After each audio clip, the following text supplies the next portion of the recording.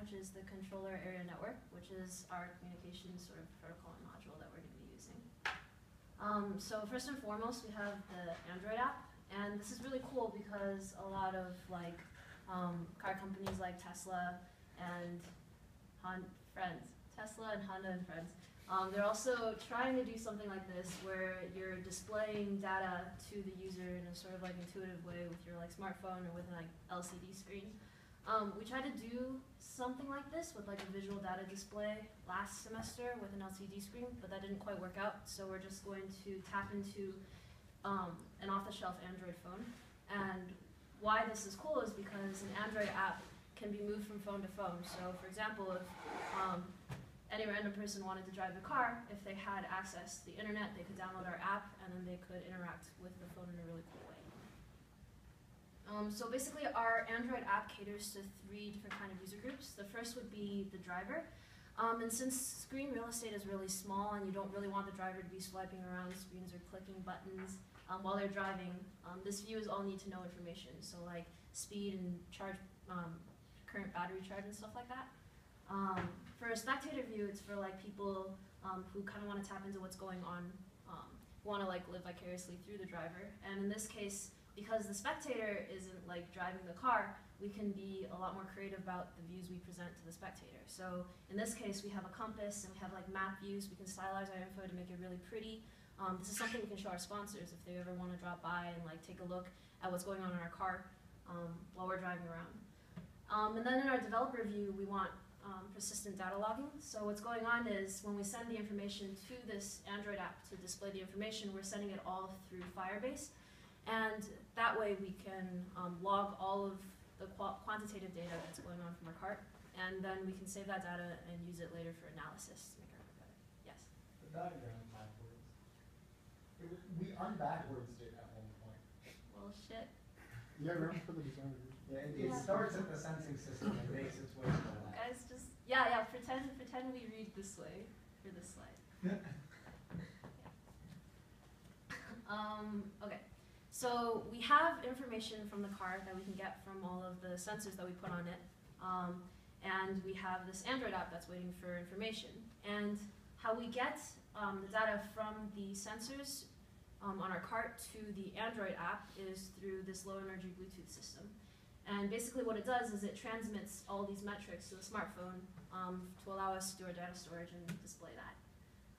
So this is a lot of the same stuff from the designer view, but this is the hardware that we're going to be using. And we have a Bluetooth chip, which is low energy Bluetooth. Our chip is the Mega 16M1, which is the same microcontroller we're using for basically everything. And the communication is SPI-ish. Yes. So basically the... Sophie, what does SPI-ish mean? Oh, right, okay. SPI stands for Serial Peripheral Interface, and what it is it's a method of transmitting data through a serial line. So you're sending like ones and zeros. It's just a method of communicating, like USB or CAN. That's not really the part I was asking about. Oh, SPI-ish? Derek will have to explain that. I can feel that one. So SPI is a established protocol that uses 4 lines.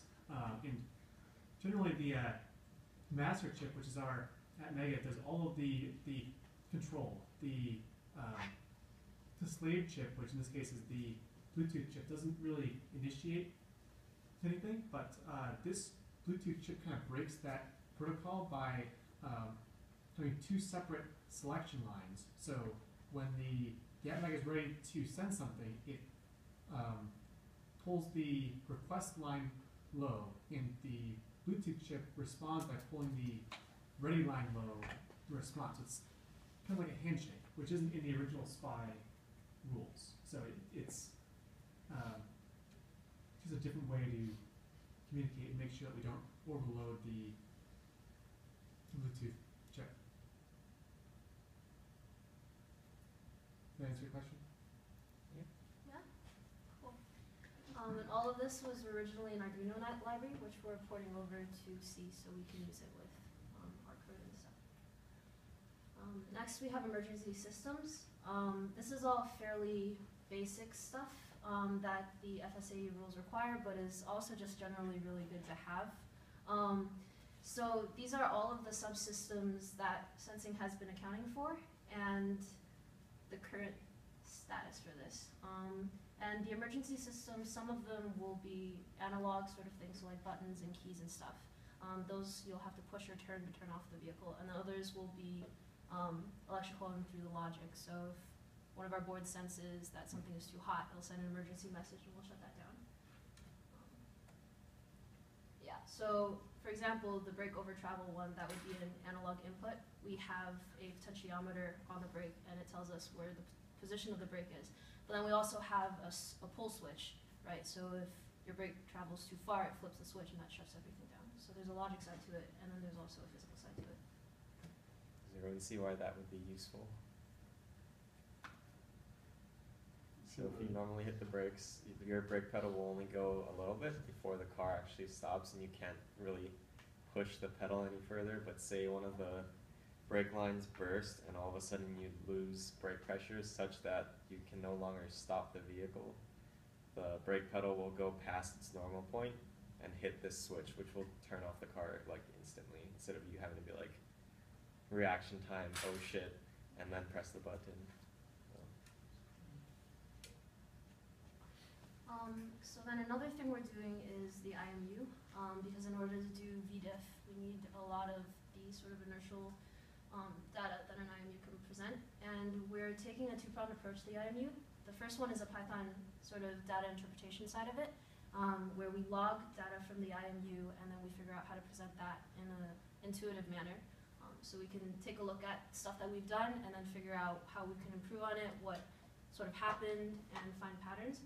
And the other one is a real-time IMU CAN node. So the IMU will be measuring things and be sending that over to the CAN network and to the Bluetooth and through all of the sort of math that needs to be done. And because the IMU currently outputs all of its information in SPI, we have to translate that into CAN in order to have it work with our sort of network. And this is the circuit that does that.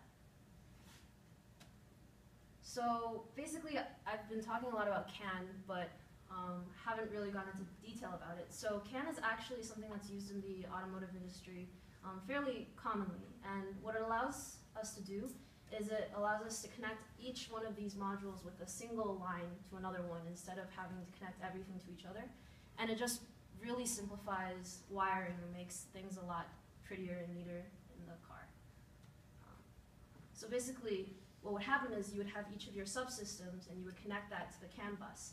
And each subsystem would know when a message is addressed to it. And if the message is addressed to it, then it will acknowledge the message, take the data, and do what needs to be done with it. If it's not, then it'll just pass it along to the next one. That's why it allows everything to be connected in one wire. And then if you look over here, this is kind of like the current circuit we're using to transmit data through CAN. We have our microcontroller, which is the Mega 16M1. And then the Omega has a CAN controller embedded inside of it, and we can program that to output data on the receive and transmit lines to the CAN transceiver, and then the CAN transceiver translates those into CAN high and CAN low signals that go across our CAN bus lines. And this CAN bus is what's going to be connected to every single one of the CAN nodes that we'll have on our cart. And then, so basically this is what a CAN message looks like. You see that we have our CAN high and CAN low lines. And usually they are both high. And what happens is when a signal is sent through, so when you want to send a 1, it pulls the 2 low. It pulls the 2 CAN lines together and it pulls them low. And that's how we know when there's a 1 or a 0. And what's nice about this is because there's 2 lines, it allows us to avoid a lot of noise. So it's not a lot neater that way.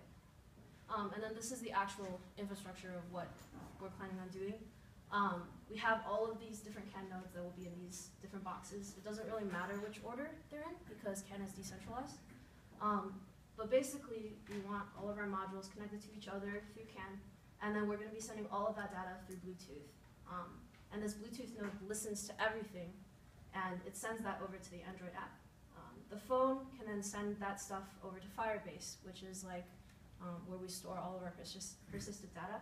And then from there, we can do data analysis on all the quantitative data that we have.